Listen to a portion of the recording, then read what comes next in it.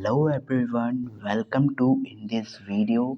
आज की इस वीडियो में हम लोग डिस्कस कर रहे हैं डीएलएड सेकंड सेमेस्टर के बारे में। यहाँ पे हमारा जो सब्जेक्ट रहने वाला है वो रहेगा मैथ यानी कि गणित का। ठीक है, तो जैसा कि आप सभी लोग जानते हैं, जो हमारा गणित होता है वो चौथा प्रश्न पत्र होता है।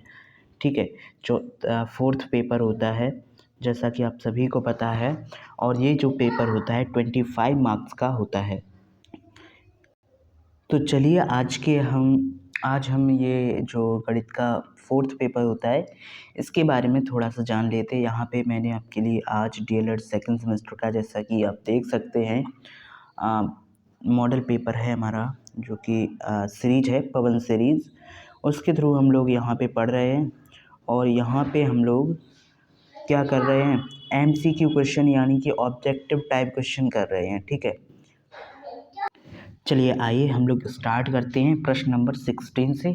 इससे पहले के जो भी प्रश्न थे हमने आसानी से कर लिए। अगर आपने अभी तक वो वीडियो नहीं देखा है तो आप चैनल पे जाके प्लेलिस्ट से देख सकते हैं। ठीक है, प्लेलिस्ट वाले ऑप्शन में जाएंगे, वहाँ पे आपको सभी प्लेलिस्ट मिल जाएंगी। और वहाँ पे हम लोग सभी प्रश्नों को कर चुके हैं, बहुविकल्पी प्रश्नों को। ठीक है, और अब ये गणित के ही बचे हैं और इनको भी हम फिनिश करने वाले हैं।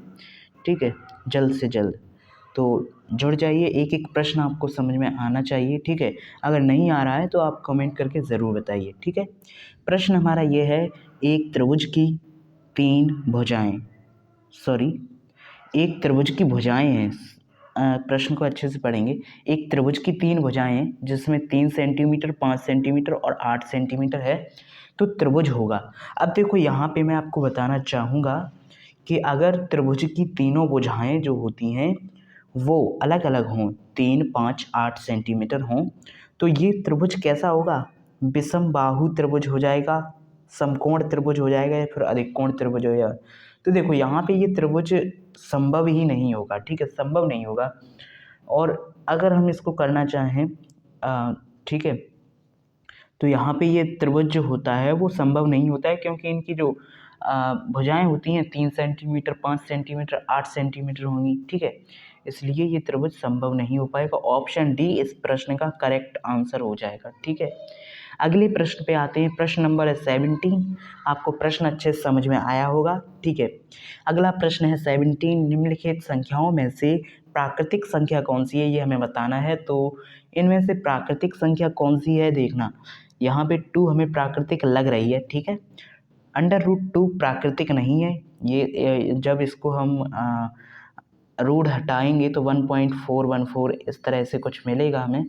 और यहाँ पे 3.5 तो पॉइंट लगाई है पहले से ही, 0। ठीक है, तो यहाँ पे भी नहीं हो, तो यहाँ पे प्राकृतिक संख्या जो हो जाएगी 2 हो जाएगी, यानी कि 2। ऑप्शन ए यहाँ पे करेक्ट हो जाएगा। अगला प्रश्न आता है, प्रश्न नंबर है 18, निम्नलिखित में से परिमेय संख्या नहीं है। कौन सी संख्या परिमेय संख्या नहीं है?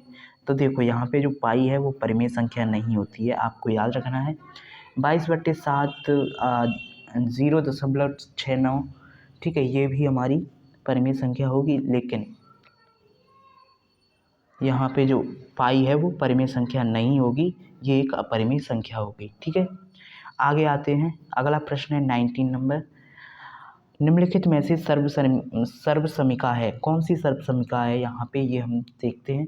तो देखो, यहाँ पे अगर हम 2x+3 को अगर हम जोड़ें तो 5 मिलेगा हमें? नहीं मिलेगा, क्योंकि x भी तो लगा हुआ है उसमें। ठीक है, तो ये तो होगी नहीं। यहाँ पे अगर हम 2 का मल्टीप्लाई x+1 में कर दें तो ये करेक्ट हो जाएगा। करेक्ट, ऑप्शन बी यहाँ पे करेक्ट होना चाहिए। इसके बाद ऑप्शन सी चेक कर लेते हैं। यहाँ पे 4x बराबर हो सकता है 2x और 6 के। तो देखिए, यहाँ पे जो ऑप्शन सी है, 4x = 2x + 6 के बराबर बिल्कुल भी नहीं हो सकता। ठीक है, यहाँ पे ऑप्शन डी भी चेक कर लेते हैं। ऑप्शन डी है x+4 बराबर हो सकता है 6 - 3x के, तो बिल्कुल भी नहीं हो सकता। ऑप्शन बी यहाँ पे हमारा एकदम करेक्ट है। हमने एकदम अच्छे से इस प्रश्न को समझ लिया है। जब हम 2 को हम x+1 से मल्टीप्लाई करेंगे तो हमें मिल जाएगा 2x + 2। ठीक है, यही लिखा हुआ है ऑप्शन बी में, एकदम करेक्ट है ऑप्शन बी। अगले प्रश्न पे आते हैं। प्रश्न नंबर है 20 प्रश्न क्या है, प्रश्न है 3 पे पावर है x+2, ठीक है, 3 पे पावर है x+2। इसको थोड़ा सा लिख के बताता हूँ मैं आपको। 3 पे पावर है x+2, ठीक है, और यहाँ पे 81 लिखा हुआ है जैसा कि आप सभी देख पा रहे हैं। इसमें हमें x का मान बताना है। कौन सी वाली x का? जो 3 पे पावर x+2 है उसमें से x का मान बताना है। तो देखो 3 पे पावर x+2 लिख देंगे हम, ठीक है, और इसके इक्वल लगाएंगे। और 81 को हम क्या लिख सकते हैं? 3 पे पावर कितना लिख सकते हैं? 7, तो 7 लिख देंगे, ठीक है। 7 लिखने के बाद अब हम क्या करेंगे? जो हमारे जो घातों को ले लेंगे, ठीक है। जो हमारा जो बचा हुआ है बेस, इसको हम छोड़ देंगे। x+2 ले लिया यहाँ से, ये वाला, और 81 का जो था 3 पे पावर 7 हो गया तो 7 ले लेंगे। और यहाँ पे x = क्या हो जाएगा? सॉरी, यहाँ पे 9 आएगा, 9, ठीक है, 9 पावर 9 आ जाएगी। सॉरी, माफ़ करना एक बार, यहाँ पे पावर 9 आ जाएगी, क्योंकि देखो 3 × 3 × 3, ये कितना हुआ? 3 × 9 9 9 और 9 27, 27 और 2 27 और 3 27 81 होता है सर। तो 4 होगा, यहाँ पे 9 भी नहीं होगा, थोड़ा सा मिस्टेक हो गई यहाँ पे, और पूरा का पूरा प्रश्न इस तरह से बर्बाद हो जाता है। तो यहाँ पे 4 होना चाहिए। और तब हम कैसे करेंगे ये मैं आपको दिखा देता हूँ फिर से एक बार। यहाँ पे जो 3 है इस पे x+2 है, बिल्कुल है, ठीक है। अब यहाँ पे जो हमारा पावर आएगी, जो आप देख पा रहे हो, देखिए यहाँ पे जो पावर आएगी 81 पे, वो 3 पे पावर 4 आ जाएगी, ठीक है। 81 को हम इस तरह से लिख सकते हैं 3 पे पावर 4, ठीक। अब हम क्या करेंगे? इनको छोड़ देंगे और केवल पावर जो हैं उनको ही ले लेंगे, ठीक है। x+2 = 4, ठीक है, यही तो लिखा है यहाँ पे, ये ले लिया। अब जब हम x जो है इसके साथ +2 है, जब हम +2 को इस तरफ भेजेंगे, इस तरफ यानी बराबर की इस साइड, इक्वल की इस साइड भेजेंगे, तब क्या होगा? x = 4 - 2 हो जाएगा। तो x बराबर कितना आ जाएगा? 2 आ जाएगा। तो यानी हमारा x का मान 2 आ गया। तो 2 ऑप्शन कौन से ऑप्शन में है? ऑप्शन ए में है।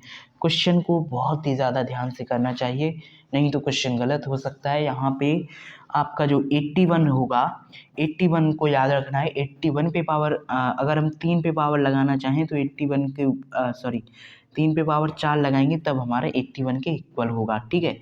3 × 3 × 3 × 3 × 3, यानी कि 4 बार 3 बोलना है, ठीक है। 4 बार 3 आ जाएगा, तब हमारा 81 हो जाएगा। जैसे कि 3 × 9 3 × 9 9 × 9 और 9 9 81, ठीक है।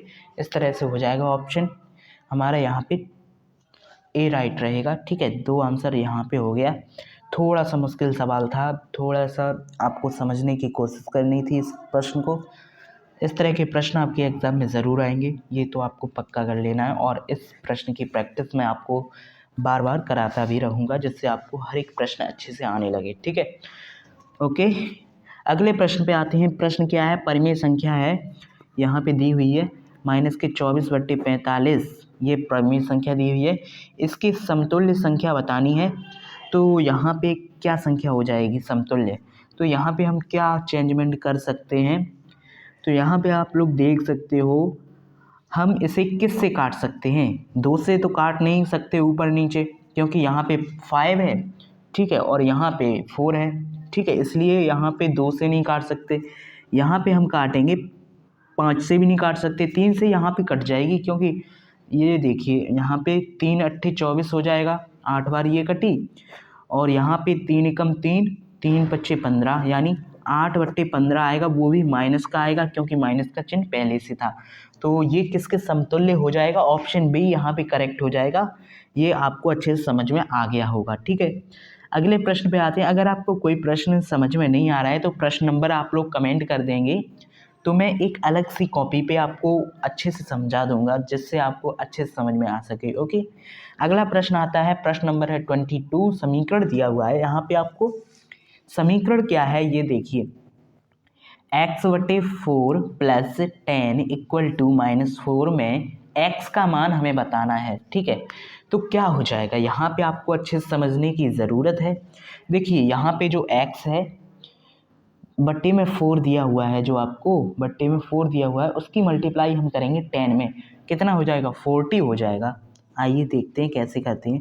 40 हो जाएगा इक्वल टू हम क्या करेंगे, इक्वल टू -4 लिख दिया। ठीक है, जब हम 40 को उधर भेजेंगे तो माइनस माइनस का हो जाएगा। ठीक है, माइनस का कितना हो जाएगा 40 माइनस 44 आएगा इसका आंसर, लेकिन ये गलत है। ठीक है, इसका आंसर जो है 56 आना चाहिए। कैसे आएगा, 4 चौक 16 और ये 40। जब जो आपने ये 4 जो था यहाँ पे आपको लिखा हुआ दिख रहा है 4, मैं बताता हूँ।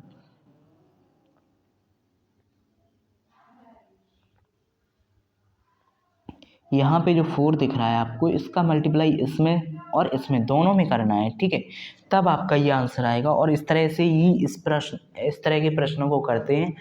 और आपको गलती नहीं बिल्कुल भी करनी है कि आप लोग जल्दबाजी में केवल यहाँ पे कर दें।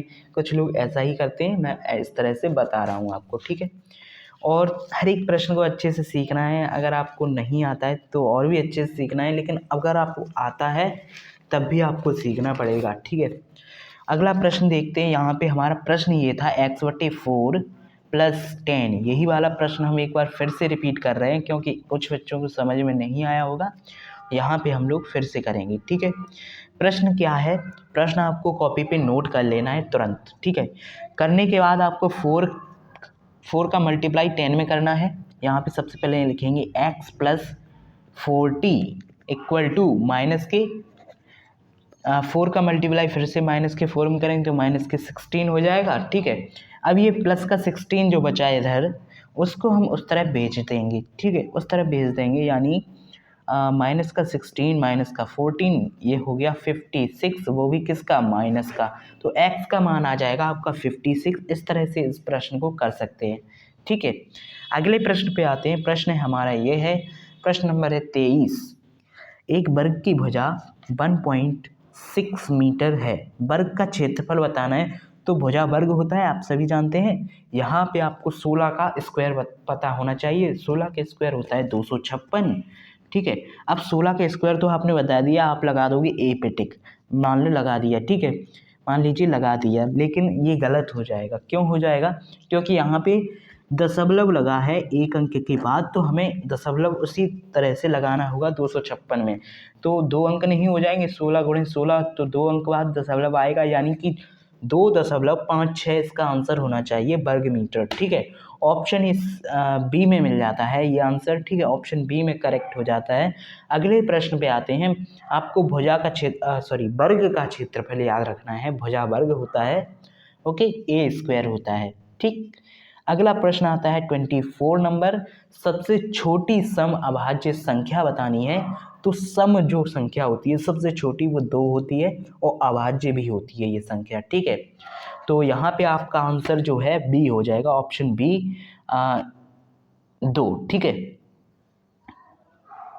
ओके, अगला प्रश्न है 25। किसी त्रिभुज का जो क्षेत्रफल है वो 45 वर्ग सेंटीमीटर के आधार पर 15 सेंटीमीटर है। इस त्रिभुज की ऊंचाई है। देखो यहाँ पे ये प्रश्न था कि किसी त्रिभुज का क्षेत्रफल जो है 45 वर्ग मीटर है। ठीक है, 45 वर्ग मीटर। हम पहले इस प्रश्न को लिखेंगे, किस तरह से लिखेंगे, त्रिभुज का क्षेत्रफल कितना है, 45 वर्ग सेंटीमीटर, ये हमने लिख लिया। अब हम क्या लिखेंगे, अब हम लिखेंगे आधार है 15, आधार 15 सेंटीमीटर है। त्रिभुज की ऊंचाई बतानी है, तो ऊंचाई क्या हो जाएगी, त्रिभुज का क्षेत्रफल क्या होता है, आधार गुणे ऊंचाई। ठीक है, त्रिभुज का क्षेत्रफल होता है, त्रिभुज का क्षेत्रफल जो होता है वो क्या होता है, आधार यानी ए इंटू बी, आधार इंटू बेस, यानी आधार इंटू, अरे यार यहाँ पे थोड़ी सी मिस्टेक हो रही है, लिख नहीं पा रहा हूँ, यहाँ पे थोड़ी सी मिस्टेक है, इसलिए मैं आपको ओरल बता रहा हूँ। ठीक है, यहाँ पे जो आपको पहले लिखना है त्रिभुज का क्षेत्रफल आपने लिख दिया, उसके बाद लिखेंगे आधार, ठीक है। आधार कितना है 15 सेंटीमीटर, त्रिभुज का क्षेत्रफल है 45 सेंटीमीटर स्क्वायर। अब हम फॉर्मूला लगाएंगे, त्रिभुज का क्षेत्रफल बराबर आधार गुणे ऊंचाई, ठीक है। आधार हमें दे रखा है, त्रिभुज का क्षेत्रफल भी दे रखा है। त्रिभुज का क्षेत्रफल की जगह पे 45 और आधार की जगह पे 15 और ऊंचाई की जगह पे केवल ऊंचाई लिख देंगे, ठीक है।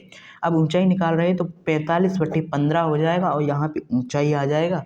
15 से 45 को काटेंगे तो कितना बचेगा, 15 तिया 45 यानी कि 3 सेंटीमीटर यहाँ पे आ जाएगा। ऑप्शन सी में आपका करेक्ट आंसर दिया हुआ है। ऑप्शन सी पे आप लोग टिक लगाएंगे और पूरे के पूरे नंबर पाएंगे, ठीक है। क्योंकि 1 नंबर का क्वेश्चन होता है और 1 नंबर आपका पक्का हो जाता है, ठीक है। अगर आपका आंसर सही है तब, गलत है तो पूरा का पूरा 1 नंबर गया, ठीक। अगले प्रश्न पे आते हैं। प्रश्न नंबर है यहाँ पे आपका 26, ठीक है। प्रश्न क्या है, प्रश्न को सुनिए, ध्यान से सुनिए। क्या है प्रश्न, दो असमान परिमेय संख्याओं के बीच परिमेय संख्याएं होती हैं। तो ये जो होती हैं दो असमान परिमेय संख्याओं के बीच जो परिमेय संख्याएं होती हैं वो अनंत होती हैं, ठीक है। अनंत होती हैं, ये बात आपको अच्छे से याद रखनी है। और बात जो भी बातें रहेंगी वो हम आगे डिस्कस कर लेंगे, लेकिन यहाँ पे आपको याद रखना है दो असमान परिमेय संख्याओं के बीच जो परिमेय संख्याएं होती हैं वो कितनी होती हैं, अनंत होती हैं, ठीक है। अगले प्रश्न पे आते हैं। प्रश्न नंबर है 27। निम्नलिखित कथनों में सत्य कथन है। सत्य कथन यहाँ पे छांटना है, तो क्या क्या ऑप्शन दिए हुए हैं उसके अनुसार हम छांट सकते हैं। एक धनात्मक पूर्णांक अपने योगात्मक प्रतिलोम से बड़ा होता है। एक ऋणात्मक पूर्णांक अपने योगात्मक प्रतिलोम से बड़ा होता है। शून्य एक पूर्णांक नहीं है। -17 बड़ा है -5 से। यहाँ पे कौन सा सत्य कथन है, तो यहाँ पे सत्य कथन है ऑप्शन ए। क्यों है, देखिए एक धनात्मक पूर्णांक जो है वो योगात्मक प्रतिलोम से बड़ा होता है, जो कि सत्य है, ये बात सही है, इसलिए यहाँ पे हो जाएगा ऑप्शन ए करेक्ट, ठीक है। अगले प्रश्न पे आते हैं। यहाँ पे ऑप्शन ए करेक्ट है 27 नंबर का। अगला प्रश्न आता है 78 नंबर। 21 की अनुवर्ती बतानी है, ठीक है। अनुवर्ती संख्या आपने पढ़ी है, ठीक है। अनुवर्ती, तो देखो अनुवर्ती संख्याएं क्या होती हैं, सॉरी यहाँ पे एक मिस्टेक आपसे हो सकती है। यहाँ पे लिखा हुआ है 21 की अनुवर्ती संख्या बतानी है। देखो 21 का अगर हम अनुवर्ती करेंगे यानी कि एक बढ़ाएंगे तो यहाँ पे हमारा 22 आ जाएगा, ठीक है। और हम 22 की भी अनुवर्ती करनी है क्योंकि अनुवर्ती की अनुवर्ती है, इसलिए तो 22 की जगह पे अब आएगा 23, जो कि ऑप्शन डी में राइट है, ठीक है। अगर आप 22 यहाँ पे करेक्ट कराते हैं तो आपका आंसर जो है गलत हो जाएगा और आपका 1 नंबर आपसे छीन लिया जाएगा, ठीक है। और अगर आपने ऑप्शन डी करेक्ट किया और जो कि आंसर सही है तो उसके लिए आपको 1 नंबर ज़रूर दिया जाएगा, ठीक है। अगले प्रश्न पे आते हैं। 29 नंबर है। क्या प्रश्न है, प्रश्न के बारे में समझिए अच्छे से। 29 है, एक आयताकार मैदान का क्षेत्रफल जो है 0.5 हेक्टेयर है, ठीक है। ये आपको ध्यान रखना है, क्षेत्रफल जो दिया हुआ है, एरिया जो दिया हुआ है वो 0.5 हेक्टेयर दिया हुआ है। यदि मैदान की एक भुजा है वो 125 मीटर मैदान की एक भुजा है, ठीक है, ओके, एक भुजा है। तो दूसरी भुजा हमें बतानी है, ठीक है, दूसरी भुजा बतानी है। यहाँ पे आप लोग हेक्टेयर को मीटर में बदलना पड़ेगा, मीटर स्क्वायर में, ठीक है। तो इसके लिए हम लोग इस क्वेश्चन को थोड़ा ओरल नहीं कर पाएंगे, इसलिए इस क्वेश्चन को यहाँ पे छोड़ते हैं। जो लोग इस क्वेश्चन को कर पाते हैं वो लोग कर लें और आपका आंसर जो है कमेंट करके ज़रूर बताएं। वैसे आपका जो आंसर इसका राइट आएगा वो 40 मीटर आएगा, ठीक है। ऑप्शन सी यहाँ पे करेक्ट होगा। हम इस क्वेश्चन को स्पेशली एक अच्छे से पेज पे, अच्छी सी जगह पे, अच्छे से टाइम पे करेंगे। आपको टेंशन लेने की बिल्कुल भी ज़रूरत नहीं है। हमारे बहुविकल्पी प्रश्न एकदम एंड होंगे, उसके बाद हम इस क्वेश्चन को करेंगे। इसके लिए मैं लिख भी लेता हूँ कि क्वेश्चन नंबर 29 हमें करना है, ठीक है। अगला प्रश्न आता है, प्रश्न नंबर है 30। एक घन मीटर जो है बराबर किसके होता है। अब यहाँ पे घन मीटर की बात करी गई है, तो घन मीटर जो है लीटर कहीं नहीं आएगा, लीटर जो है कहीं नहीं आएगा। घन मीटर तो घन सेंटीमीटर हो जाएगा, नहीं, एक घन मीटर जो होता है वो 1000 लीटर के बराबर होता है, यहाँ पे ऐसा बताया जा रहा है। तो क्वेश्चन नंबर 30 पे हम लोग पहुँच चुके हैं और इस क्वेश्चन पे भी हमें डाउट है, ठीक है। तो इस क्वेश्चन को भी हम आज के लिए छोड़ते हैं क्योंकि ये क्वेश्चन जो है डाउट वाला है। थोड़ा सा हम लोग इस पे रिसर्च करेंगे, आप लोग भी कमेंट में बताएंगे कि इसका आंसर क्या राइट है, ठीक है। तो नेक्स्ट वीडियो में मिलते हैं, इस प्रश्न पे ज़रूर चर्चा होगी इस वीडियो में, ठीक है। तो thank you, good bye, take care, मिलते हैं किसी नेक्स्ट वीडियो में। और किसी क्या, अब तो मैथ का ही बचा है, ठीक है। मैथ के सभी जो बहुविकल्पी प्रश्न हैं कंप्लीट होने के बाद ही हम अगले प्रश्नों को करना स्टार्ट करेंगे, अतिलक उत्तरी प्रश्नों को। और जो भी है आप लोग टाइम से वीडियो देखा करिए, ठीक है। मिलते हैं नेक्स्ट वीडियो में। जिन लोगों ने वीडियो को यहाँ तक देखा उनके लिए बहुत बहुत धन्यवाद, ठीक है। Thank you, good bye, take care, see you soon, all the best.